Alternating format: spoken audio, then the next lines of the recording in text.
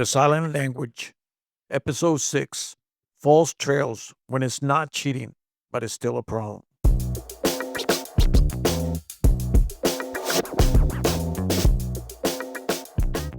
Hi, and welcome to The Silent Language. I'm Roger Warstone. For the past 5 episodes, we walked through a shadowland of suspicion, detailing the quiet shifts, the evasive silences, the unexplained absences, and the emotional extremes that can point towards infidelity. We built a powerful checklist of red flags, and I know for many of you listening, this has been an intense, perhaps even frightening journey. You've been tuning in to arm yourselves with the knowledge to spot those subtle betrayals that erode trust from the inside out.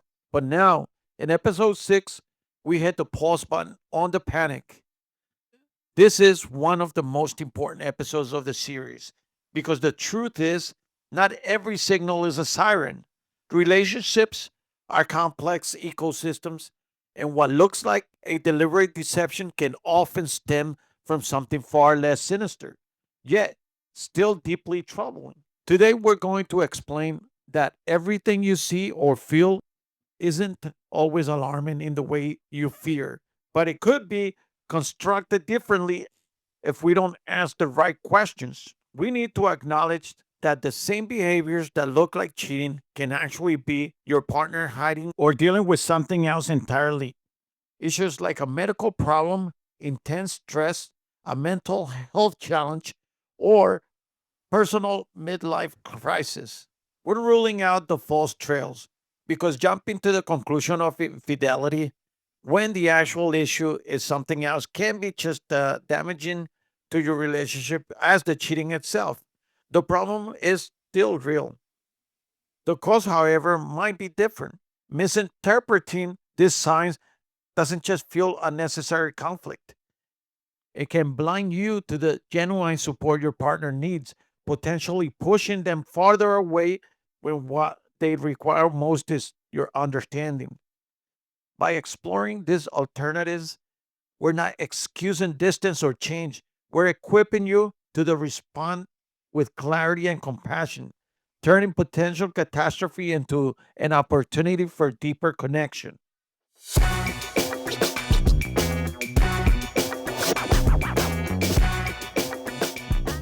This next segment is the mental health and stress, the invisible weight. Let's start with a reality that affects millions of people: mental health and overwhelming life stress. These are silent epidemics in our fast paced world, where the demands of work, family, and daily life can pile up like an unseen avalanche, reshaping how someone shows up in their relationship.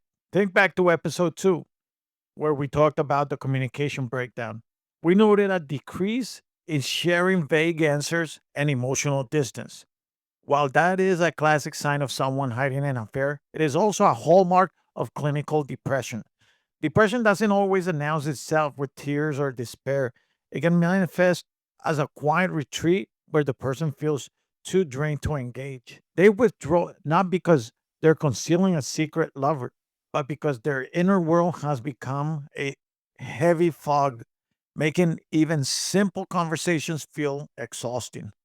This emotional distance isn't selective, it's a shield against the world, including the people they love the most. Irritability and withdrawal, which we discussed in episode 5, as potential spikes in anger or picking fights, can also stem from high functioning, anxiety, or burnout.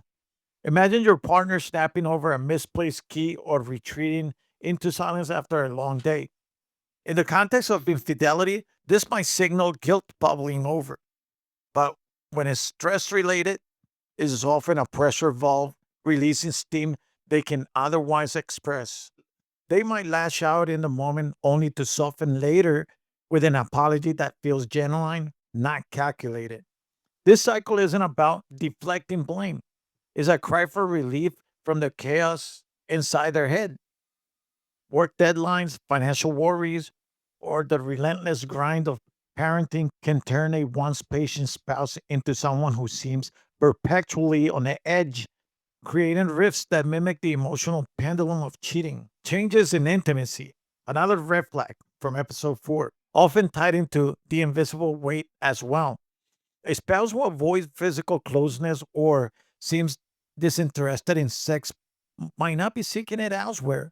They could be grappling with a libido sapped by anxiety medications, sleep deprivation from stress, or the sheer mental exhaustion that leaves no room for desire. It's not rejection of you, it's a survival mode kicking in, where basic self care takes precedence over connection.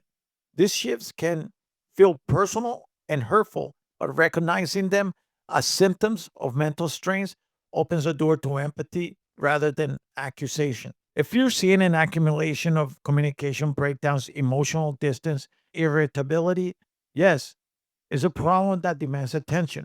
But before you conclude it's another person, pause and reflect on the broader picture. Has your partner mentioned feeling overwhelmed lately? Are there external pressures like demanding job or family obligations weighing them down? The crucial non accusatory opening is to gently ask, are you okay? Is this about us? Or is this about the immense pressure you're under?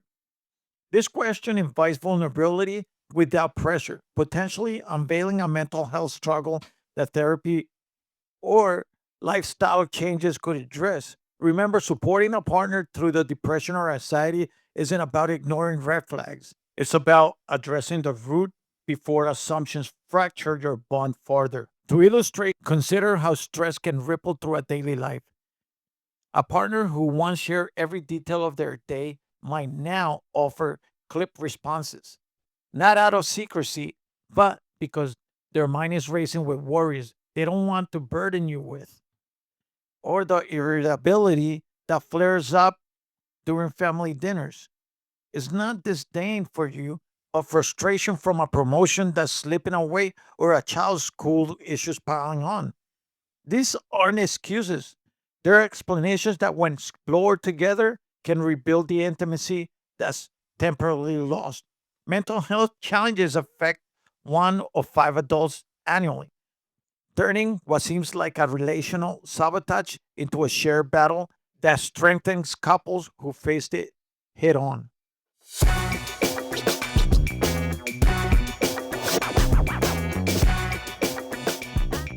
This segment is the midlife crisis or personal insecurity. Another major false trail is the classic midlife crisis or a sudden burst of personal insecurity. Those turbulent internal reckoning that hit when life feels like it's plateaued or lost in spark. In episode 4, we talked about appearance makeover, the sudden interest in the gym, the new clothes, or the buying of new expensive underwear. When a partner does this, our minds immediately flash to they are dressing up for someone else, right? It's a natural leap given how these changes often coincide with secrecy in cheating scenarios.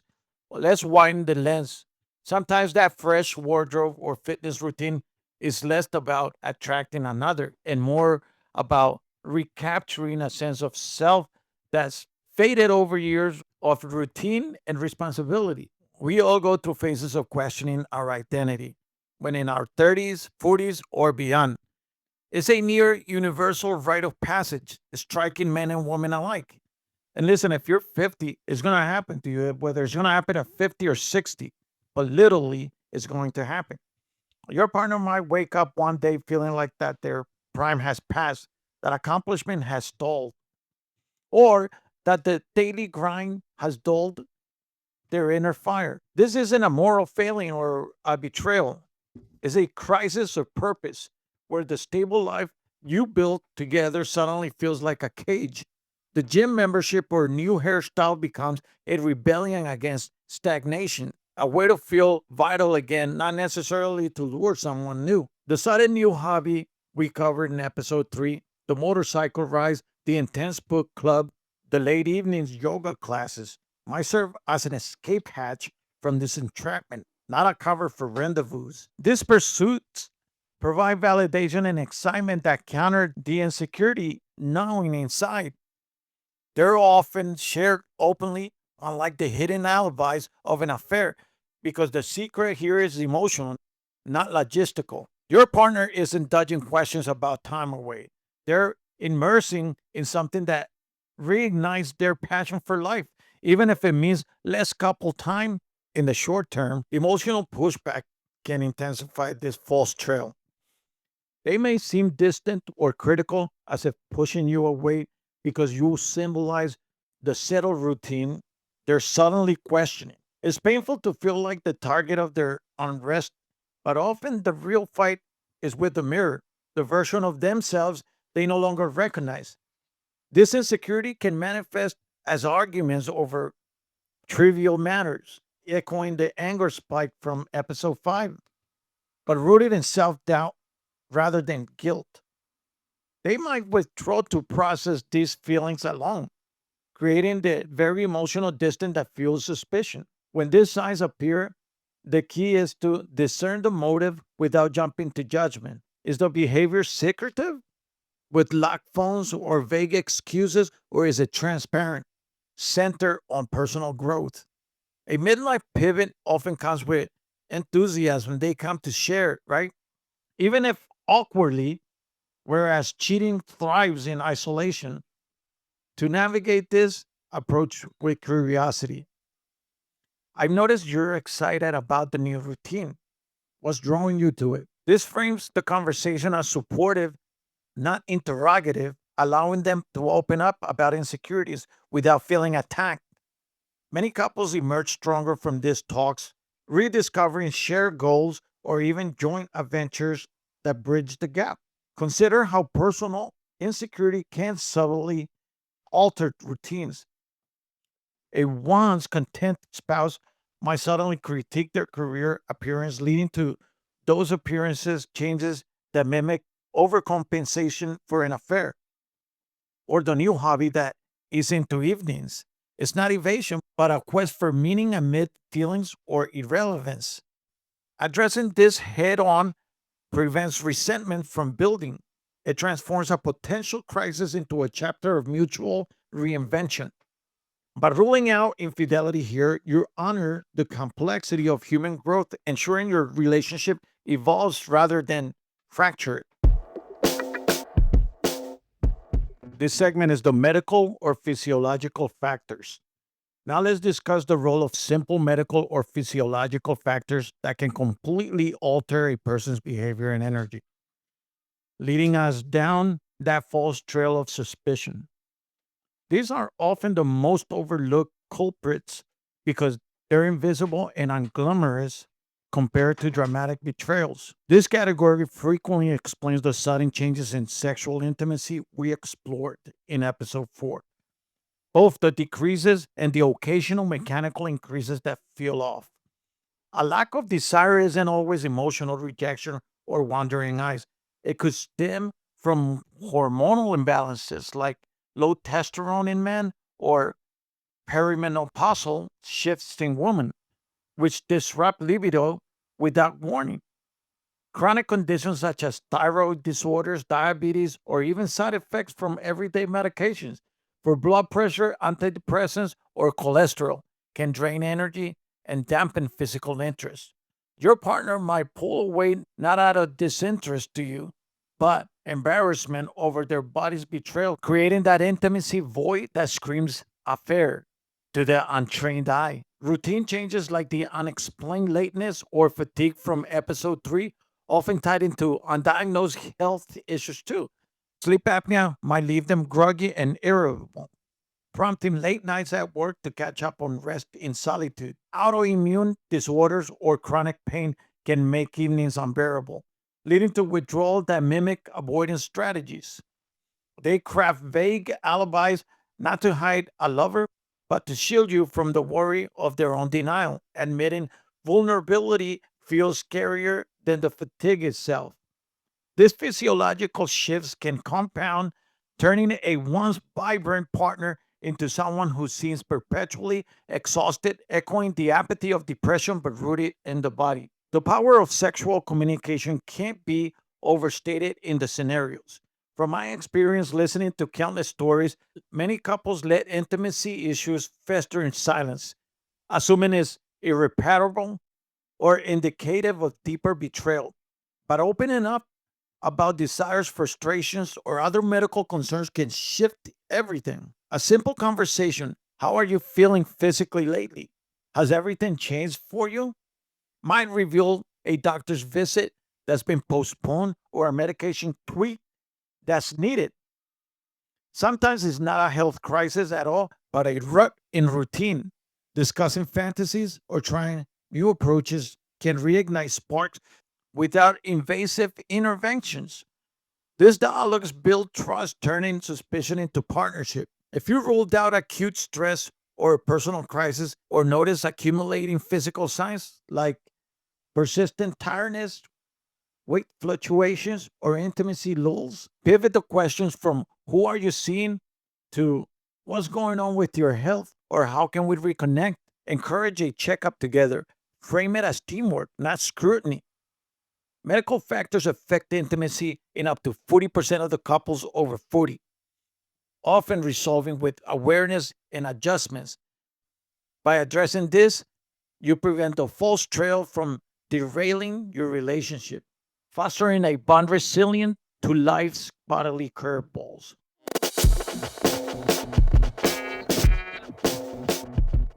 This segment is the importance of context, weighing the signal. So, how do you tell the difference? How do you distinguish a medical problem from a mistress or depression from deceit? The answer lies in context, the broader pattern of behaviors, and the accumulation of signals. This is your final checkpoint before any confrontation, a mental framework to sift truth from assumption. One or two clues usually signal a problem worth addressing, but not necessarily infidelity. Sudden irritability and emotional distance, that's often stress or depression at play. A call for support rather than a surveillance. A new gym routine or hobby, it could reflect a midlife confidence boost, an internal quest that needs encouragement, not envy. These isolated flags point to internal or relationship strains, perhaps burnout from work or hormonal shifts, but they lack the layered secrecy that defines cheating. Addressing them early with open questions can prevent escalations, turning potential rifts into moment of closeness. An accumulation of signals, however, six or more overlapping red flags rings a louder alarm. Consider this breakdown. Emotional distance could be depression or cheating. New cell phone password leans toward cheating. Unexplained lateness could be medical fatigue or cheating. New interest in appearance, midlife crisis, or cheating. Vague alibis, strong cheating indicator. Decrease in intimacy, physiological or cheating. Notice the shift. When digital secrecy, like passwords, combines with time evasions, lateness, and communication dodges, vague stories, it veers sharply from benign explanations toward deliberate deception. A single medical issue might explain fatigue, a low libido, but not paired with hidden apps or financial oddities. Context reveals the motive. Is it transparent struggle or calculated cover? Weighing this prevents rash actions that could harm an innocent partner or delay facing a real betrayal. The goal of this episode is to arm you with the mental checklist before leaping into destruction. Approach with calibrated questions rooted in care. I've noticed this changes. How are you feeling overall? If signs overwhelmingly suggest distress, mental, midlife, or medical, prioritize compassion and professional help. But if secrecy dominates, proceed to episode 7 for digital deep dives. This discernment isn't avoidance, it's wisdom ensuring your response matches the reality.